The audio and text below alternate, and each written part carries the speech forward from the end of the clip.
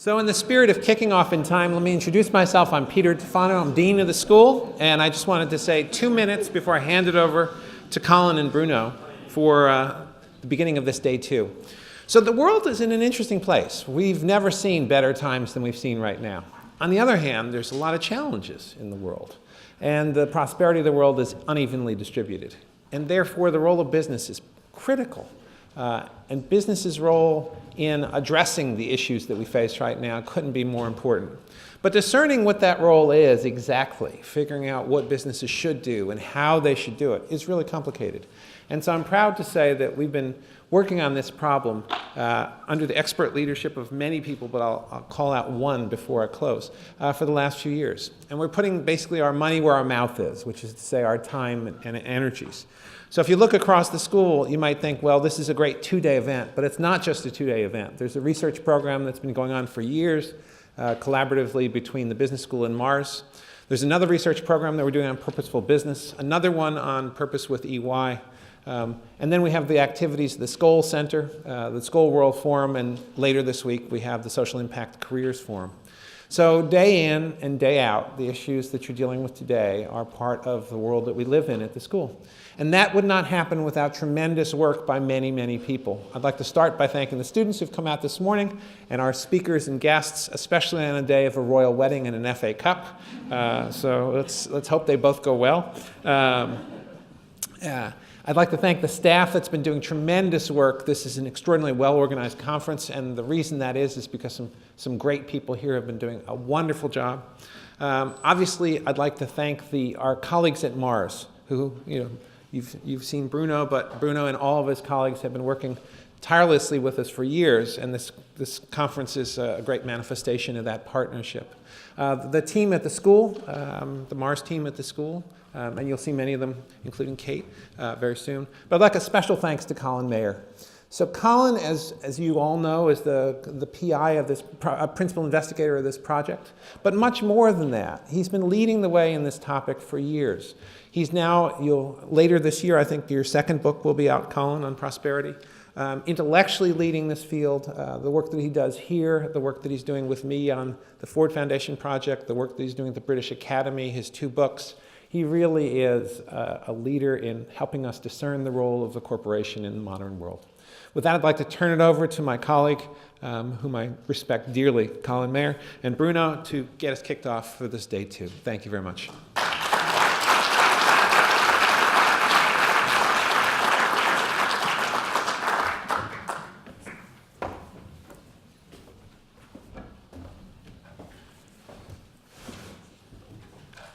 Peter, thank you very much for that introduction and for those very kind words. And good morning, ladies and gentlemen, and thank you very much indeed for having come in on a very sunny Saturday morning.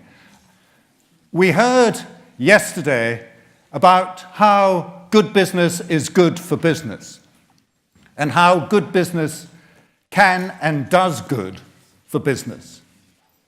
Today we're going to explore the proposition that not only is good business good for business, it's good for the common good, for you and I as citizens and people of the world.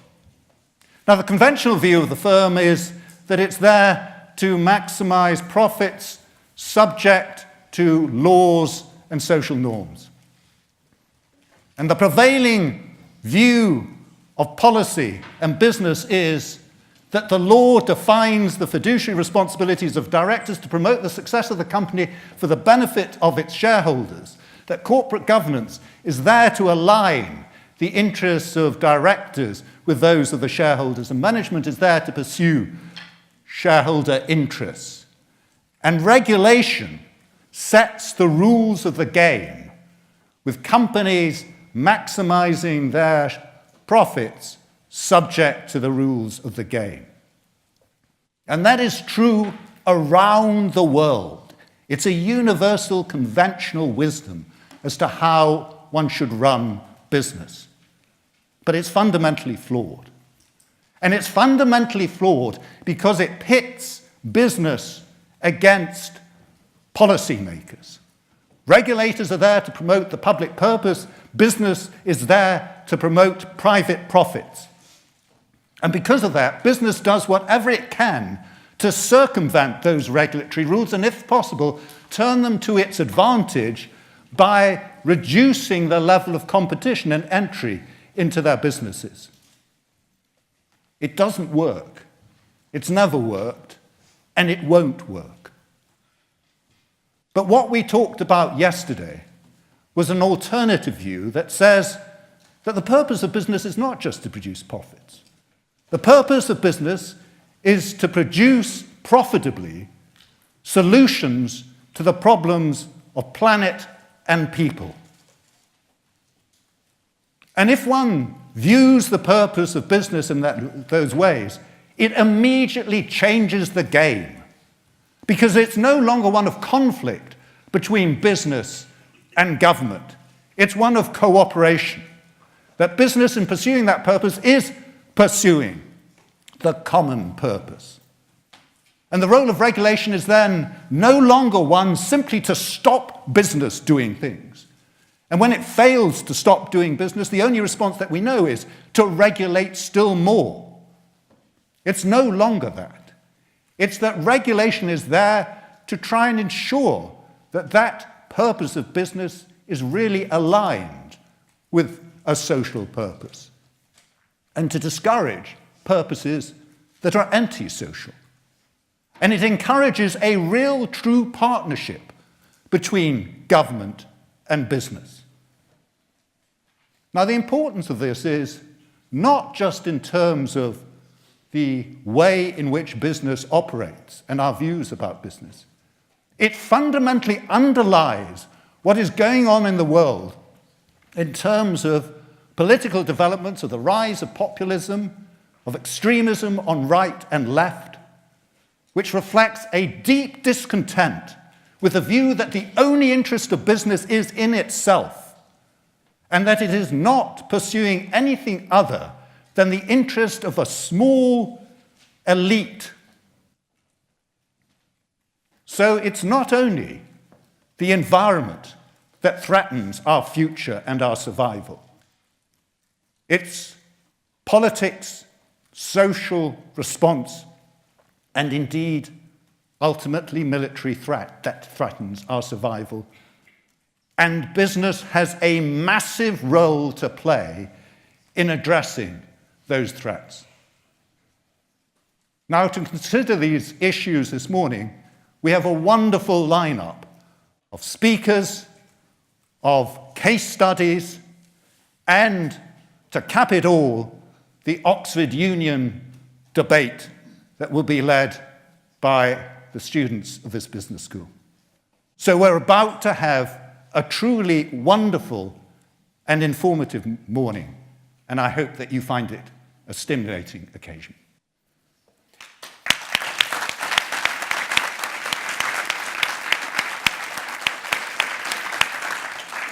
Thank you, Colin. Welcome, everyone. And thank you again for waking up early this morning, especially for students who probably celebrated a little bit last night. I just would like to add one word to what Colin said. I'm coming from the business, and I really want to be pragmatic. And there is something which actually is massive change from the last 50 years, is that the size and the power and influence of multinational corporations, which actually today rival with nation states.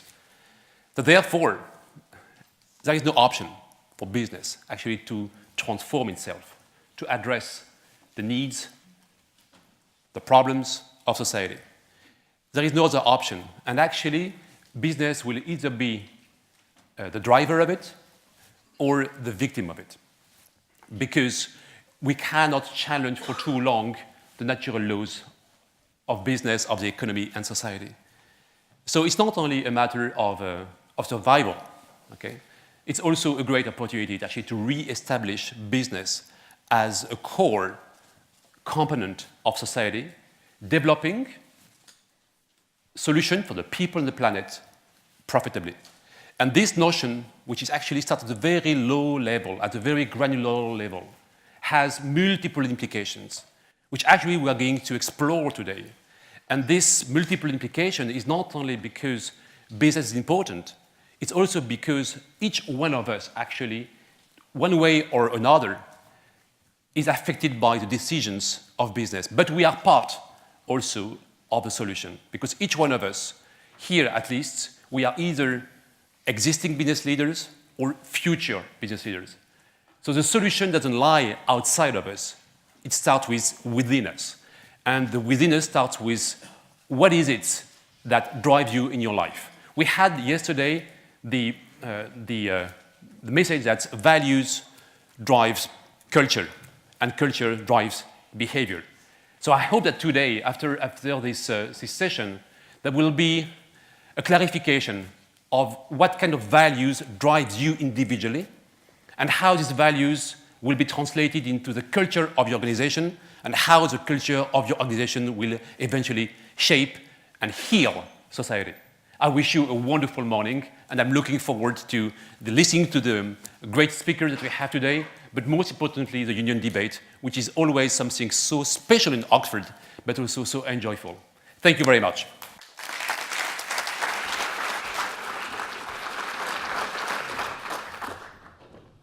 Good morning, everyone. So now it's my pleasure to introduce our first keynote speaker of today, Loïc Moutault, who will be delivering our first address. Mr. Moutault serves as the president of Royal Canin, the global premium pet food company and subsidiary of Mars Incorporated. It's our true pleasure to have him here with us today. Welcome, Loïc.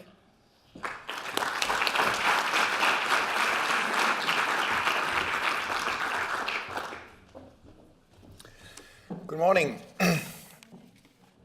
Thank you, Colin and Bruno, for inviting me back to this conference. I must say, when I accepted the assignment, I didn't know we would be competing with the royal wedding.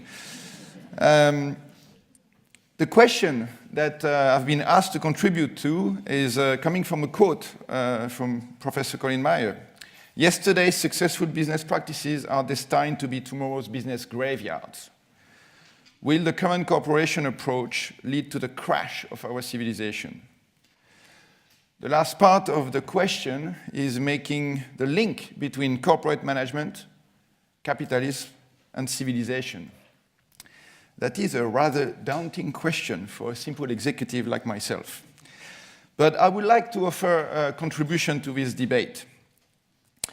And the proposition goes like this. Perhaps, maybe, it is time to change the corporate approach from a single capital, i.e. financial capital, to multi-capitals management practices. And by doing so, to evolve capitalism, keeping it a formidable force of our civilization development. I will illustrate my point through a very pragmatic case of premium businesses, and in particular the one I lead, Royal Canin. Going back to the question, what are yesterday's corporate approach?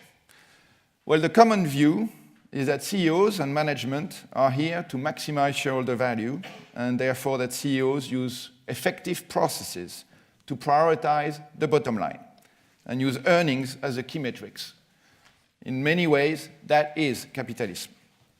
Is this still true? Obviously, to some extent, it is still true, and it will remain true.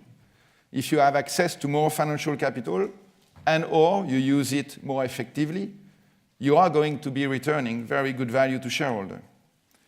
But is it enough? Is it sufficient today to generate long-term value?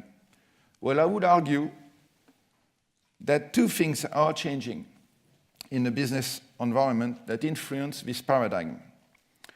First, financial capital used to be scarce, so maximizing its use has been a great way of building a competitive advantage. If we take the example of CPG companies or FMCG industry, for example, it used to be not easy, but rather simple. If you have a good idea, you can access capital, you build a factory, you run it effectively, you reinvest the gains in sales and marketing, and you produce a very good return. Nowadays, one could argue capitalism has been fantastic at managing the scarcity of capital because it has become much more widely available. And I would argue that without necessarily a good product, you can still access capital, build a factory. This capacity enables the rise of private or exclusive labels that tend to commoditize the big CPG brands. The second thing that is changing is that the form of value creation are evolving. In an industrial area, value comes from manufacturing and the key assets is industrial, it's a factory. In an information era, values come from services and the key assets are information technology, softwares.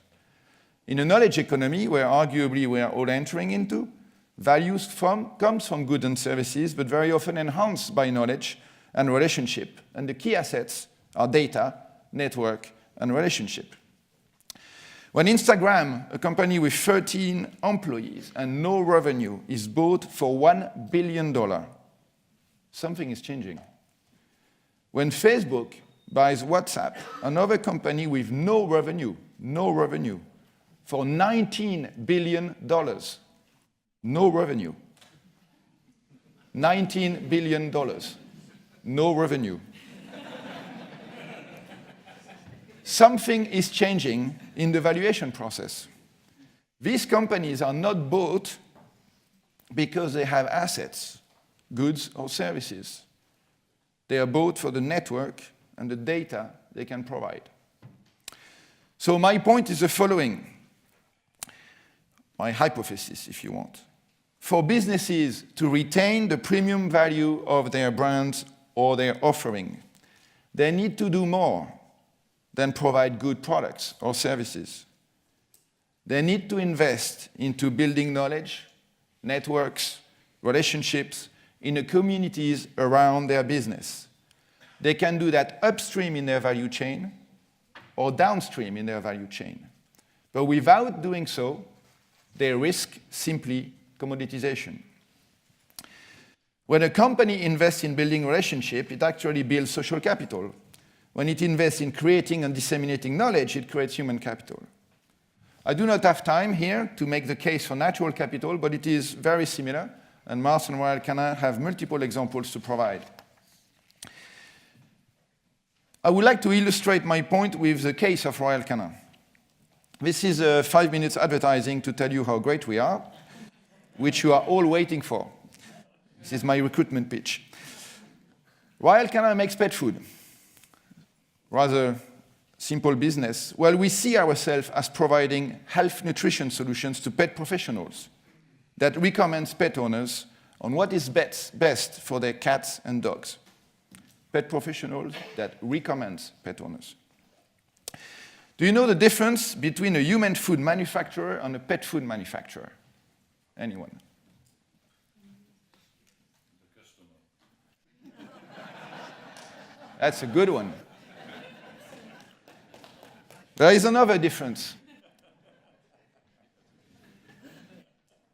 There is no human food manufacturer that takes the responsibility of your diet.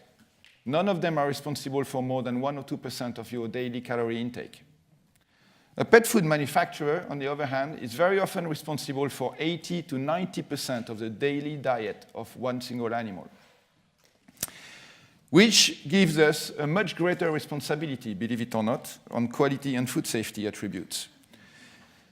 Royal Canin, though, sees it as well as a great opportunity to positively impact the health of the animal through nutrition, through precise nutrition solution. And in fact, we have developed more than 500 distinct formulas to meet the specific needs of cats and dogs by size, life stage, lifestyles, breeds, sensitivities, pathologies. If a cat is diagnosed with a kidney deficiency, his or her life expectancy on a normal diet will be rather short. But on a renal therapeutic diet, it could be years.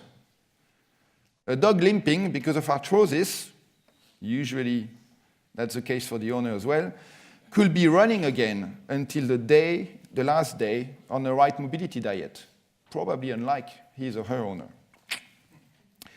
To make and distribute this fantastic health nutrition solution, Royal Canin engage with thousands of pet professionals, breeders, veterinarians, specialty retailers. These are not very healthy population.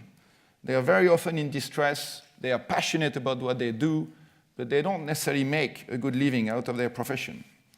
Serving this customer is actually very difficult as well, because unlike big box retail, they are numerous, more than 200,000 worldwide. They are very small. The average turnover on food for a clinic is 10,000 euros.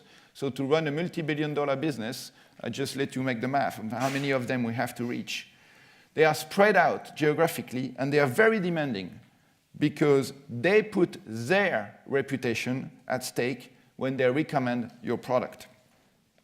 For Royal Canin to be successful with them, we need to be credible. We have to engage at a very deep level with them. They are a source of observations for us to turn their pain points into innovations to better care for cats and dogs. From their insight, we seek and develop the science with universities, research institutes that enables to develop the product formulas, but as well the diagnostic tool and the education program in order for them to diagnose the issue and provide the solution. I have one example of a product to be very specific with you on how this works.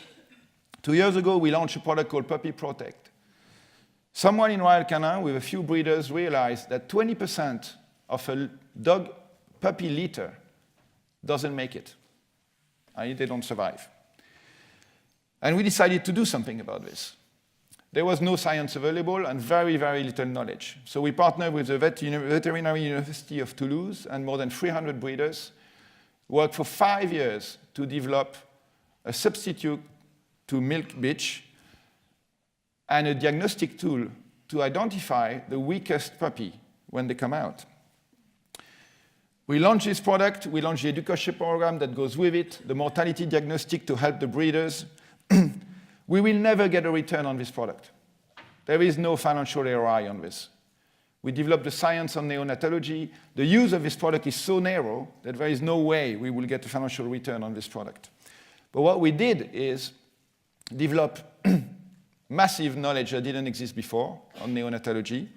Obviously, we benefited from a reputational point of view among the breeder community, which we will hope they would speak positively about us after that. But what we did as well was improve the economics of the breeders by reducing the mortality rate and make them better breeders. We increase our partnership with them. In summary, we create value by investing in a relationship, building knowledge together that enable both these practitioners and Royal Canin to better care for cats and dogs and manage our respective business. Now this is the end of the advertising part. Now, I made 3 empirical observations in the last 4 years that I've had the privilege to lead Royal Canin. The first observation is although we are serving demanding and difficult customers with a wide and complex portfolio, therefore we are inherently less efficient at manufacturing and at distributing than our competitors. Royal Canin has become the most valuable brand of the industry in earnings and turnover. It is as well the most successful business of Mars Incorporated with a staggering 20 years of double-digit growth at accretive earnings and cash. And I can't take the credit for that. My predecessor was actually in a room yesterday speaking. Second observation, the easiest way for a general manager to make his or her yearly target, and I mentioned that last year in the panel, so to create short-term value is to divert the investment from breeders and veterinarians to the specialty retail business. It's much easier to run a promotion with 4 retail chains than with 6,000 vets. Yet, the most successful units we have in growth, revenue, and earnings over time are the ones who have consistently and strategically invested in both communities. When this is not done, we actually struggle to maintain the premium value of our brand and our offering. We get easily substituted by cheaper offering. The support and recommendation system is not strong enough to substantiate and explain the superior value of our products. And the third observation is what actually led me to Bruno and his team in the first place. When market conditions are changing and doing business becomes difficult, like in Thailand, post-military coup, Mexico after a massive VAT change, Ukraine or Argentina with hyperinflation, most competitors struggle, sometimes even retreat from the markets, whilst Royal Canin continues to thrive. And trust me, we are not so good. So what happened? My hypothesis is because the professionals we work with need Royal Canin to operate in their practice. So if there is only one brand they need to support, is ours. This very successful business model has not happened suddenly. It doesn't come from yesterday. To some extent, it is not new, and other premium businesses are running very similar value creation models in sportswear, energy drinks, cosmetics, luxury goods. It is, however, becoming an increasingly powerful and differentiating success factor in a digital economy where knowledge and network, i.e. human and social capitals, are key assets of the value creation formula. So my point is therefore the following. Although Bruno and the Catalyst team with the support of Oxford, Saïd Economic Resources have tested and validated economics of mutuality in the extreme conditions of Kenya and the Philippines. Economics of mutuality is not only relevant at the bottom of the pyramid, but as well for premium businesses in tomorrow's economy. And I do think this is a positive news because it gets us out of the CSR speech.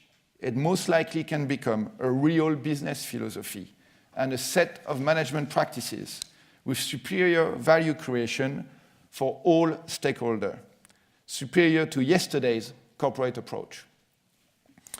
So what is the problem, really? Well, the challenge is that I do not have metrics for this. Every month, I get a full set of financial reports and year-end estimate, none of them evaluating whether or not we are investing enough in social and human capitals, and what is the likely impact on long-term business performance. My organization somehow has an implicit understanding that these investments are the right things to do. An institutional know-how, part of the cultural fabric of the business. But if a general manager somewhere decides to make a shortcut to the true business model, I will find out only years later.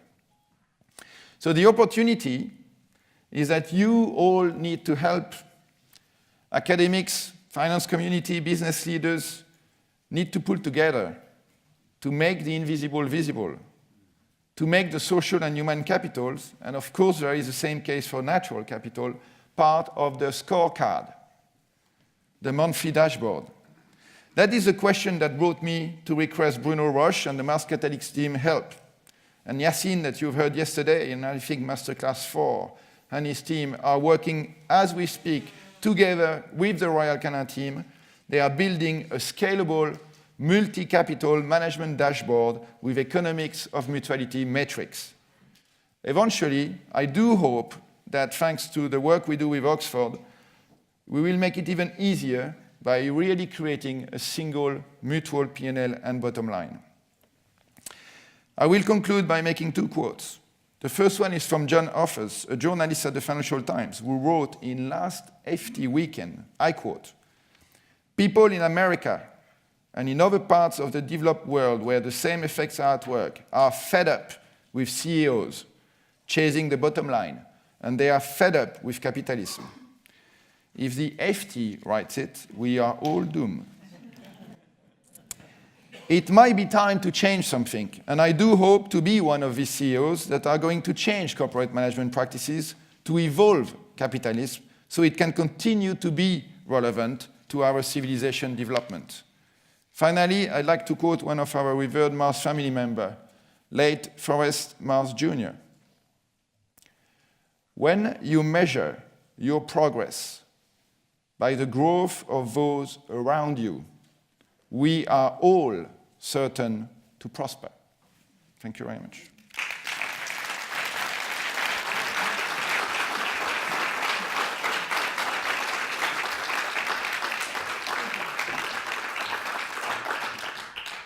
So I'd like to give the audience the opportunity to ask one concise question, if we have a taker.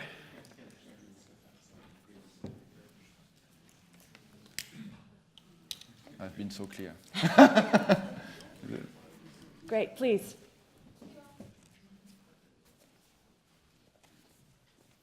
Hi. Hello. I was wondering if you could give maybe an example of what that multi-capital management system might entail. Yes, so for example, we invest a lot in educating the communities we serve so that they become better at their practice. But it's very hard to measure cause and effect on whether they are using the teaching that we give to improve their practice, and is that actually helping our business over time to reach out to them. But as well, I think one of the opportunity we want to create is, we used to do that in the physical world, so our reach was very narrow. There are 100,000 of veterinarians around the world, and if you try to do physical conferences, it's very complicated. But with webinar technology, things like that, we can disseminate knowledge in a far greater way. And veterinarians, believe it or not, for example, have almost no education on small animal nutrition. So everybody sees them as an expert. But when they come out of university, they know how to cut the bodies in 10 different ways. They have very, very low education level in nutrition. So our ability to educate them to provide better care is enormous, but it's a daunting task because there are so many of them. So this is one example. Another one is really, breeders is a very, very distressed profession. People do that by passion. They struggle to make a living of it. And they struggle to basically reach out to pet owners in a proper way. So, how do you invest in creating platforms where they can actually simply sell their puppies and their kittens and in good quality practices? So education is a big one. Providing platform for them to reach their customers is another one. These people have as well a reputation. And we benefit from that reputation because they recommend us if we do our job well. So how can we increase their reputation on the market? Most of them are suffering today because most pet owners Google Doc before they come to the practice, and they start challenging the veterinarian. They are losing their doctor status a little bit, and they really suffer from that. You've probably heard yesterday that a lot of veterinarians leave schools with massive debt, and they really struggle to pay that back. How can working with them reduce the burden of that? So there are multiple ways of dealing with this. In the natural capital area, we use fish oil in our products, and we've decided that we needed to make sure that we make sure that all the fish we use is sustainable. And we've been working for years now with fishing communities in Mauritania or other places to make sure that they can fix themselves and live from their fisheries, but they have good practices that enables the stock to replenish itself. I mean, there are many, many ways. The question for me is, how can I value that on a dashboard? And the only KPI I have today that is non-financial is actually our ability to recruit puppy and kittens. So, how many coupons we get from pet owners that are actually asking our help on how to take care of their puppy and kitten in the first 48 hours. And we can see a correlation between the number of them and the performance of our business over time if we disinvest in that sector. But it's a very loose KPI. So I'm looking forward from Yassine's work to really see how we can transform that, and this dashboard can become very different. Does that answer your question? I was more curious, it's that there's not KPIs. I was just curious, like, if in the new system, how are they proposing that those things are accounted for? So, like, we're not there yet. We are at the point where we identify the pain points, and then we want to measure whether if we act on the pain points, what outcome do we get? So we are not there yet to have it translated into accounting. At the moment, it's about measuring the cause and effect and making it very tangible. Sorry, I misunderstood your question. Thank you All right. so much. Thank you. I really appreciate it.